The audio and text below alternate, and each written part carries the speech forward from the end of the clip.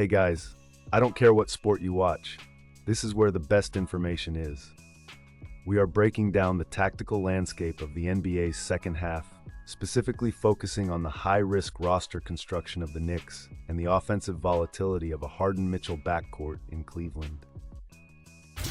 Welcome back to First Take. The second half of the NBA season tips off Thursday, and we're keeping an eye on multiple storylines here. The Thunder still sit atop the Western Conference at 42-14, but the Spurs are not far behind, just 3 games back. Oklahoma City is still a heavy favorite at -120 to win the West, according to DraftKings Sportsbook. In the East, can the bad boy Pistons keep it going? Detroit currently holds the NBA's best record. They're 5.5 games up on the Celtics for the East's top seed. They have not earned the conference's top seed since the 2006-2007 season.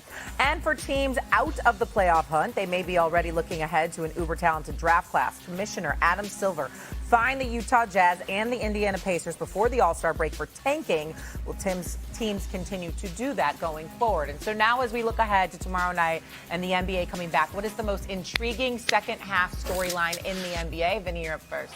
Well, we got our Lakers stuff out of the way early, right? So let's take them out. I want to go to the Midwest. Let's go. James Harden, Donovan Mitchell, and the Cleveland Cavaliers.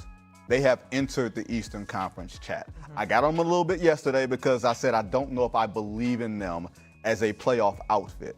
But they are in this little jumbled situation where Detroit is ahead, but Boston, New York, Cleveland can all get that second seed. And that determines who has home court in the second round. That determines who plays Detroit in the second round, assuming they get out or whatever. Cleveland has quietly, I know the Vegas is saying that they're the favorites. I don't buy that, but I do think that they are a force to be reckoned with. They've won 10 out of 11. One thing we know about James Harden in the regular season, he's going to be like Pac-Man. He's going to eat up minutes and efficiency, and he's going to contribute to winning. What happens in the playoffs is another story. But as far as the second half of this regular season, can they overcome the Knicks? Can they overcome the Celtics? Can they challenge Detroit in terms of regular season record? I'm fascinated by them because Donovan Mitchell and James Harden, if they find a way to make it work, it can work in the regular season. Playoffs, we got another question. I think that's because you call them paper tigers in the regular season. I do, but I think you hit it right. A good one. I think Cleveland dangerous right now, and Harden plays. One thing about Harden, he does show up. He posts. He ain't no load management. He posts. Give him credit. Now he will collapse in a big game, but he will post. So I give him credit. I'm going to say the Spurs because I think the Spurs right now are a very intriguing team. Number one, they beat Oklahoma City 4-5. So they feel pretty good about Oklahoma City. Number two, they're settled in right now as the 2 seed. They're not going to catch OKC, I don't think, for the 1 seed. I think the Thunder will get that. Wembanyama won't play a ton of games down the stretch. He's going to play 55, 60 games. They're not going to go crazy. So I think they're settled in a 2, which means they probably will get Denver in round 2. Yeah. And I'll tell you right now, that might be the series in the NBA in the postseason. If you ask me right now, you put me on a desert island, Tom Hanks Castaway, and you say, Chris, don't laugh. Yeah, over there. That was a great movie. Yeah, well, it was great. He Little did a great Wilson, job. the volleyball. Wilson, the volleyball. That's you. That's you. That's right me over there. You talking to the volleyball. Talking to myself and talking to Wilson. Anyway, Denver-San Antonio would be a tremendous series.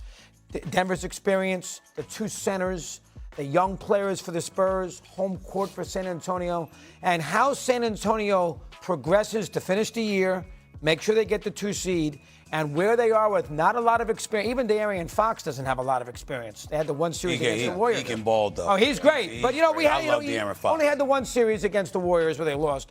But you get the idea. I think the Spurs, they could win it all. I would not be shocked. Wow. I would not be shocked if the Spurs won it all, and I would not be shocked if Denver beat them in 5 games. That's a wide variance. I think they win the first round. Yes. But Denver beating the Spurs, you wouldn't be shocked if Denver won in 5 games. And would you be shocked if the Spurs, with Wembanyama playing great, somehow won the whole thing? I wouldn't be shocked there too. Especially because they have the Thunder's number. That makes sense. S.A., what's yours? Sorry, all I have on my mind are my Knicks. Why you sound so depressed? Yeah, they got a good one tomorrow night. This is it. If the Knicks do not make this run to the NBA Finals, they might not. Listen, they ain't been there since 1999. They might not get there for another 20 damn years. I mean, this is it right here. Let me tell you something right now, and I'm going to tell you why. It's the one thing we can blame Jalen Brunson for. He's been spectacular. What a welcomed addition, a superstar, one of the greatest New York Knicks ever. But it's his fault that they gave up 5 first-round picks to get Mikal Bridges. Because I got news for you. If you didn't give up that many, you'd have had Giannis this past summer. You'd have had him in New York. You'd have had him. And you didn't have the assets to get him. Because Jalen Brunson, on the good side, he signed a year earlier. Had he signed a year later, could have got another $100 million in his pocket, whatever. No. I want y'all to go get my boy. But you also got to stop them from mortgaging the farm to get your boy. You got to be able to say, you my man, I love you to death, bro, but you ain't worth 5 first-round picks. We need some more. I want you on the team with me, but we can't give up 5 first-round picks for him. That's what Leon Rose decided to do, no doubt appeasing Jalen Brunson. There was nobody on the basketball planet. You cover the league on a day-to-day basis, my brother. You understand what I'm saying? I used to. Thank God I ain't got to do that no more, right? You tell me one person covering the NBA that looked at Mikal Bridges, who we all respect. Iron Man shows up to work, good for 18 to 20 a game, can ball. The $150 million is no big deal. Yo, that's today's market value. We got that part. It's those 5 first-round picks. You should have never gave that up. How you going to eclipse Detroit? How you going to eclipse Cleveland? What about when Tatum come back with Boston? I'm talking about next year. Okay. The Eastern Conference is going to be tough. What about Orlando? They're not fading. Indiana will be back. What about Indiana will be back? Listen, man, this is it. This is it right here. You the New York Knicks, this your chance. You can't find a way to offset Harden's arrival and the momentum that Detroit is bringing in your way to get to the NBA Finals, and instead you get derailed. When we going to look forward to seeing the Knicks again? Deep into the playoffs or representing the Eastern Conference. We're going to see them in the Eastern Conference Finals. I'm very, very worried. I'm telling you right now, this is your opportunity. It's now. It's now. You don't do this now, I have no reason, zero, to be hopeful that the New York Knicks going to get to the finals in the foreseeable future. This is it. Period. Well, they have an opportunity to do it on Thursday, obviously, against the Pistons with 2 of their best players out. As you said, they need to make a statement in that game. Plus, I hate to bring it up, but when you fire your coach last year because you're short of an NBA Finals appearance and you haven't won, and now you're in this situation where maybe you don't finish the full season, the noise is going to be even louder. They didn't fire Tibbs because they came up short. They fired Tibbs because they wanted to. That's right. They didn't fire Tibbs because you failed. Dolan wanted to. No, it's not just Dolan. No, it's not just Dolan. The players complain too now. Listen, when Mikal Bridges is accustomed to playing 75-plus games a year, never, ever, ever complaining in his career about minutes, and says, yo, man, we need some rest. You understand? When you seen arguing with Tibbs during the timeout, when you see players sitting up there saying, man, somebody talk to him. We need a break here. Tibbs, I love Tibbs. Tibbs is a great coach. I miss him. And I respect the hell out of Mike Brown. Happy he's here too, so it's a double-edged sword there. But you're Tibbs. You coached in Chicago. You coached in Minnesota. You knew what the word was out about you. You came back. You took a year off. You were showing up here on Get Up and First Take. You were saying you learned the error of your ways, and you were going to be a different person. You went to New York, found a little bit of success, and then that stubbornness came right back.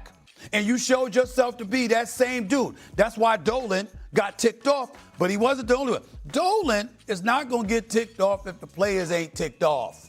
You understand? That has something to do with it. Don't doubt it for a second. Halliburton's ball, if it doesn't bounce in on the 3 in game 1, okay, he's coaching the team right now. Okay. Because they would have won the finals. They would have went to the finals. So that's why the minutes thing is completely overblown to me. The ball bounced in. You're looking for Don Nelson, he 69. was gone, period, doggy. He was gone. It did not matter. Oh, not if he got to the It did not matter. You couldn't have fired him that. if he got to the final. You couldn't have done Dolan? it. Dolan? No, Dolan. I'm talking about Thibodeau if he got to the final. No, I'm saying, but if Dolan would have fired him. If he got to the final? I'm saying, so when you say Dolan can't do something, this is Dolan. Well, I know. He can do anything he wants. I don't think he would have done it. You fire someone because you want to, not because of a result. A man would have fired him and played the guitar. I don't trust and played the guitar as he was walking out the door. That's what he would have done. Thinks he's Glenn Fry. If they fall short of the Eastern Conference Finals this year, the noise is going to be even louder because of all that, is all I'm trying to say. Let's go to baseball now because the MLBPA executive director, Tony Clark, resigned After an internal investigation revealed an inappropriate relationship with his sister-in-law, who the union had hired back in 2023. The internal inquiry came after a federal investigation into the strategic landscape presented in this discussion highlights a fundamental clash between roster continuity and high-variance win-now acquisitions. When analyzing the Cleveland Cavaliers' integration of James Harden alongside Donovan Mitchell, we are looking at a classic usage rate dilemma. Tactically, Harden operates best as a high-volume pick-and-roll orchestrator who dictates tempo, while Mitchell thrives as a downhill scorer and secondary creator. On paper, this creates an elite offensive floor. Harden's ability to generate corner threes and rim pressure theoretically opens up driving lanes for Mitchell. However, the defensive trade-off is the critical failure point. A backcourt comprised of Harden and Mitchell lacks the lateral quickness and point-of-attack resistance necessary to contain elite perimeter offenses in a 7-game series. In the regular season, offensive efficiency can mask these defensive liabilities, hence the Pac-Man analogy regarding Harden eating up minutes and stats. But in the playoffs, opposing coaching staffs will hunt mismatches, forcing Cleveland into rotation scrambles that compromise their rim protection. Moving to the New York Knicks, the analysis centers on asset management and the physiological toll of tactical rigidity. The critique of trading 5 first-round picks for Mikal Bridges is not just about the player's value. By exhausting their draft capital on a complementary wing rather than a primary alpha, like the Giannis Antetokounmpo scenario mentioned, the Knicks cap their structural ceiling. Tactically, Bridges provides spacing and defense, but he does not solve the shot creation burden that falls almost exclusively on Jalen Brunson. Furthermore, the discussion on Tom Thibodeau's rotation management points to a recurring schematic flaw, the lack of load management leading to fourth-quarter fatigue and postseason attrition. A system that relies on starters playing 40-plus minutes inevitably suffers from diminishing returns in efficiency as a series extends. The burnout factor is a quantifiable variable in playoff projections. Finally, the San Antonio Spurs versus Denver Nuggets hypothetical matchup presents a fascinating front-court tactical battle. The Spurs, utilizing a lineup anchored by Victor Wembanyama, present one of the few structural answers to Nikola Jokic's high-post distribution. Most teams lack the length to contest Jokic's passing angles without doubling. San Antonio's vertical spacing allows them to play passing lanes more aggressively while trusting their rim protection. However, Denver's continuity and execution in the two-man game remain the gold standard. The tactical takeaway from this entire landscape is that while super team constructions, like Cleveland's hypothetical backcourt or New York's trade-heavy roster, generate regular season wins through talent aggregation, playoff success is dictated by defensive versatility, asset flexibility, and the ability to execute half-court sets when the pace slows down.